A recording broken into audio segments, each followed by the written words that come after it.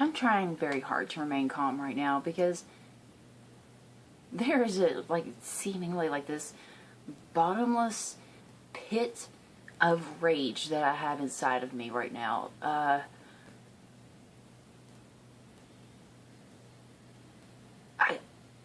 It comes down to, and this is what has gotten me so upset, is because I've looked into the Clay Center some more, and it's not like in-depth, hours searching for some information. I'm talking, I typed it in Google, on the first page, this is what I get back. Now, if you see my other video, on the Clay Center, I talked about their new exhibit, My Town, where they are, it's this cesspool of industry and politics. And it's this propaganda that they're pushing on these kids and trying to get them ready for their dead-end jobs, right? And I looked into the people on the Clay Center's board, and I'm finding very disturbing things. Very disturbing things. Their chairperson, Kyle Mork, CEO of Energy Corporation of America. Their first vice chairperson, Michael R. Graney. He's part of the West Virginia Oil Marketers and Grocers Association. Their second vice chairperson, Joanne Tomlin, wife of ex-governor Earl Ray Tomlin. Then their secretary, Nathaniel Orders. He's got his own little personal advertisement in the exhibit.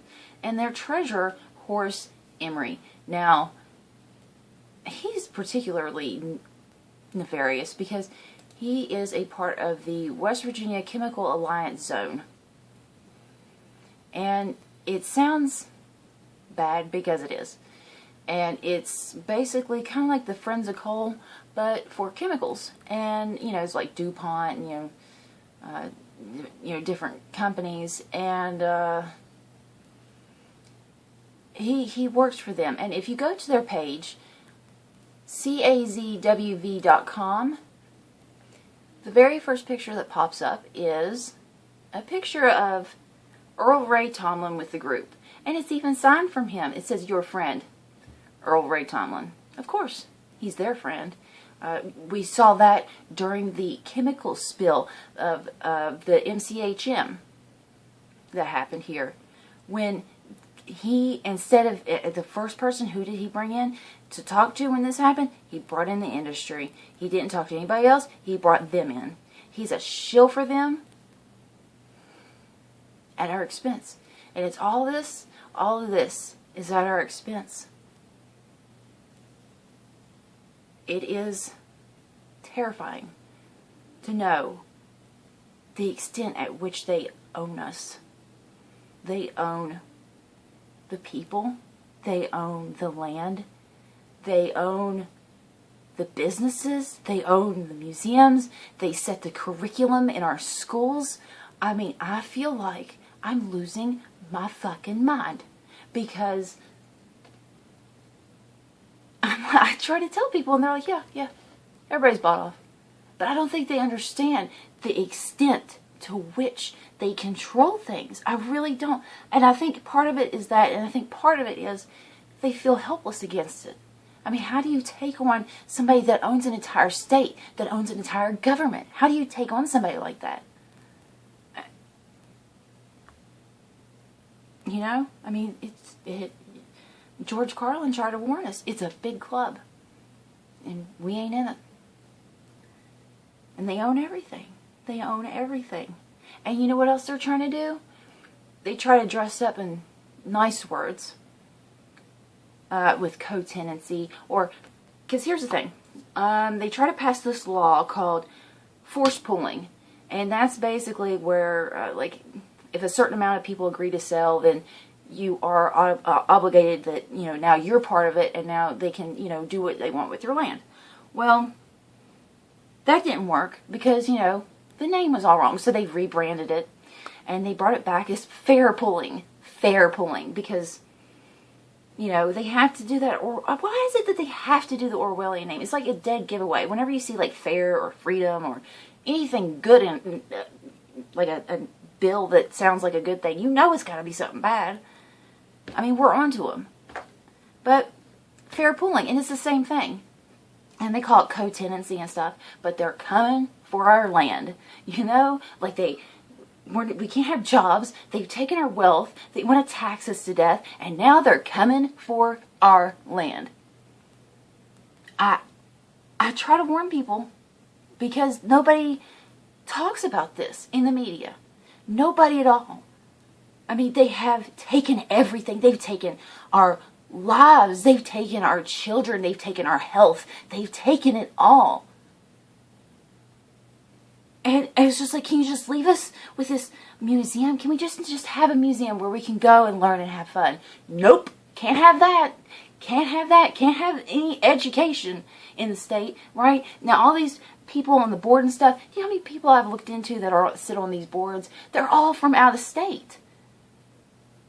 Why? Because the people here that want an education leave.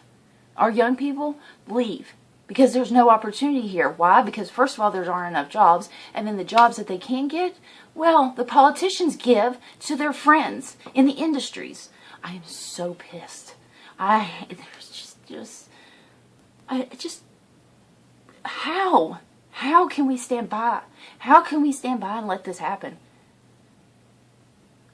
I'm just shocked at the nerve of these politicians dumping chemicals in our water.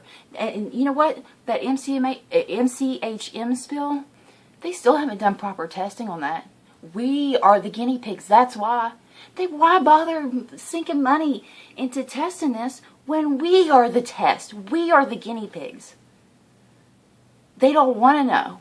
They don't want to know because then they might actually have to reimburse us with some money or something, you know? I don't know what to do. I'm disgusted with these people. And I can't even call them people anymore. They're just robots. You know, they're just computing facts and numbers. And that's what it comes down to. How do they make the numbers in their bank account go up? How can they get more from us? They just need to get more and more and more. Well, we don't have much left. And you know what? One of my favorite quotes of all time, and it's from Fight Club. And it goes, "It's only after you've lost everything that you're free to do anything." And that has gotten me through so many hard times in my life when I've lost my home and I've lost my job. And that was the one thing that kept me going. And that's what we need to look at because we don't have much left to lose here. Some of us have already lost it all. Last year we had a flood because, you know, all the rich people live up on the hills and then all the poor people are stuck in trailers in the valleys. And we had a flood and we lost 20-some people in a flood. Children.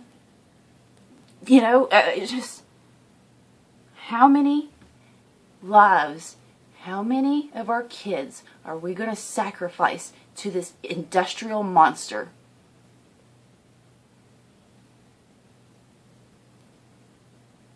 We have to stand up to them. We can't keep voting. It's not about Democrat or Republican. There are no Democrats. There are no Republicans.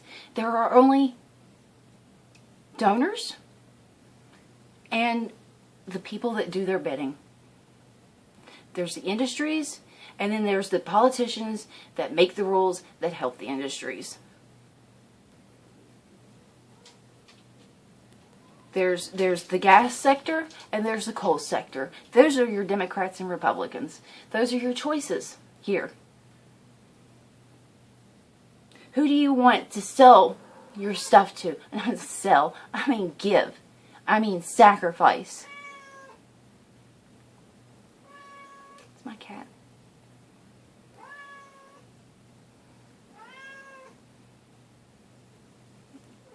I would be sad if I wasn't so mad.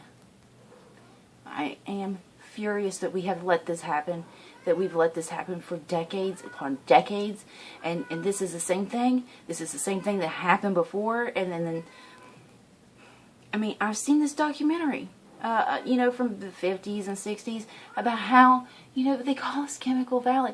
The Kanawha River, it used to have all these chemicals that they would just, because all along the river are all these chemical companies, and they all used to just dump all their stuff into the river. And we're going back to it.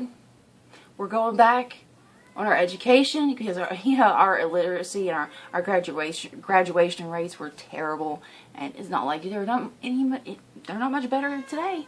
And they want to take us right back to that. Man, they miss those good old days when they could just dump everything into the river and pollute us, and we didn't do anything about it. They miss the days back before unions. They yearn for the days of child labor. What am I supposed to do? I've got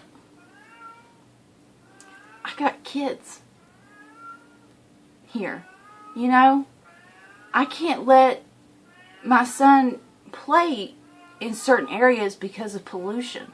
Like it used to be, you could go and play in the creeks, and you can't play in the creek anymore. You can't even go fishing because the fish are poisoned or dead. And then, with the mountaintop removal, oh gosh, the chemicals and the stuff that they poison us with that. And it causes birth defects. And you know what happened when they were questioned about the birth defects?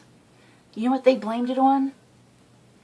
They said, have you ever considered the possibility of consanguinity? And if you don't know what that word means, because I had to look it up myself, that's a big fancy term for incest.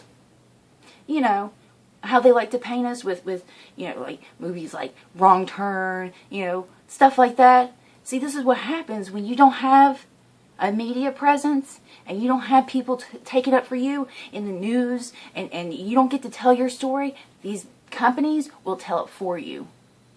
And so, yeah, we're just a big joke. Even Dick Cheney made that joke. Oh, yeah, well, I got Cheneys on both sides, but I'm not from West Virginia. Yeah, it's a big freaking joke until your kid is born with a birth defect. Yeah, it's real funny, isn't it? My brother was born, and he's got autism. He had problems where his eyelids didn't form right. He had to go have surgery, and he was like maybe a month old, and then he had to have a couple of surgeries. His body didn't form right. You can't tell me that wasn't because he was poisoned. You can't tell me that I've seen people die from lung cancer that never smoked a cigarette in their life. Died in their 40s and 50s. I see people dying all the time of cancer. We have a 50% higher cancer rate than anywhere else. Why? Maybe because we live in a place called Chemical fucking Valley. I'm just livid. I can only take so much. I can only be so calm. And I don't want to just get on here and just rant with rage. I don't want to react emotionally. But how am I supposed to react when I see how much they own my state? And you know what? They got a pipeline that's getting ready to come through here. And that's why they're trying to take our land. That's why they poison us. They do all this stuff to devalue the land. So, we'll sell it for cheap, and we'll, they can just take it. They just take it. They take whatever they want. If I did that, I'd go to jail, right? Not for them. If you poison people, kill people, murder people, it doesn't matter. We had 2 more miners die since Jason Matthews. 2 more. We've reached 4 miner deaths. Coal. We've reached 4 deaths in the coal industry this year. And it's an obsolete, form of energy. We haven't needed it in decades. Decades. That means that the Sago mine disaster, the Upper Big Branch, none of those had to happen. None of those people had to die. None of those kids had to die. I watched a video of this man, and his son died in Upper Big Branch, and it was so awful. It was awful watching this man mourn for his son, and there are hundreds and thousands of other parents out there just like him. And I don't want to be a parent like him. I don't want to be that parent that has to mourn the death of their kids. I'm so sorry. I can't believe this is the state I live in. I'm ashamed. I am ashamed of what it's become. There are good people here. That we don't deserve this. We gotta fight back. We gotta fight back against these people. We gotta get the word out about what they're doing. Most of these people don't even know what they're planning to do. They don't even. I mean, I just found out about the pipeline. I hate doing the news. Just I hate talking about this stuff and being emotional because okay.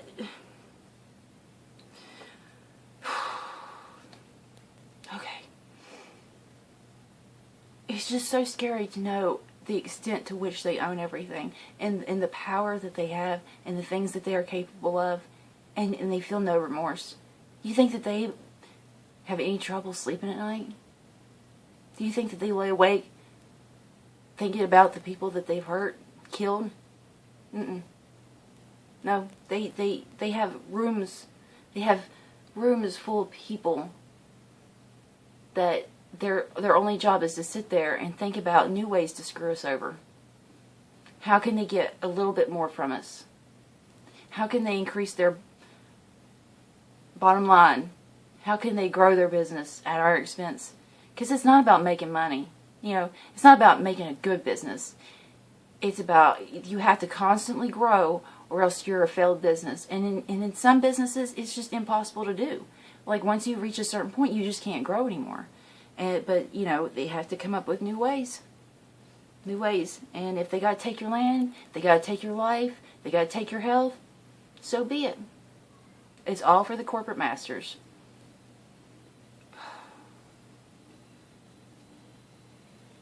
I don't know. I don't know what I'm going to do. But something has to be done. Because I just can't stand by and just watch these people get murdered. I just can't stand by and watch these people live in this poverty and drink these cancerous water. I can't just stand by and do nothing. What am I supposed to do?